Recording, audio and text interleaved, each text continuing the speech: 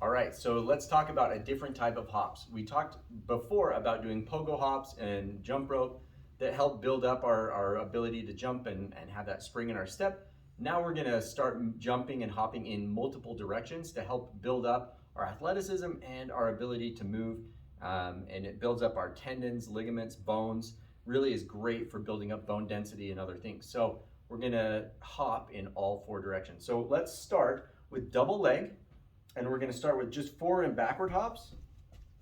Yep, just like that. So pick a line, so a tile on the floor, you can tape a line like we do.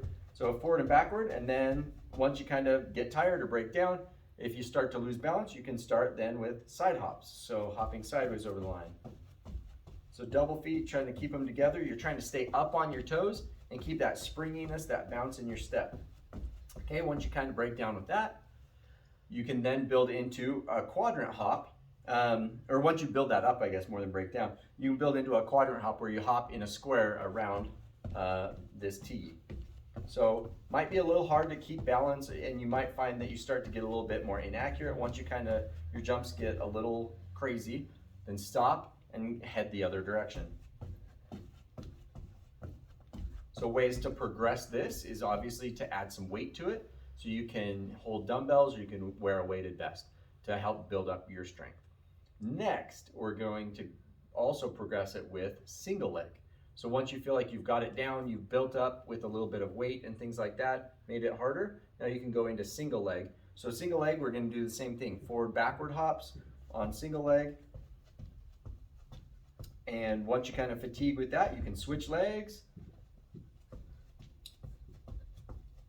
And once you fatigue with that, you can try it side to side. And so we're looking at building that balance and coordination, being able to keep those small, compact, controlled hops. And then once you get that down, you can do the quadrant hops again. So you go around the square. So not easy to do. You lose balance pretty easily, and that's okay. Once you lose balance, you can either switch legs or just go the opposite direction with your other leg. So you want to go both ways around the circle to work those muscles in different ways. So great way to build up your strength, build up that plyometric ability to bear load and be more explosive, more athletic, and it really helps you avoid injury.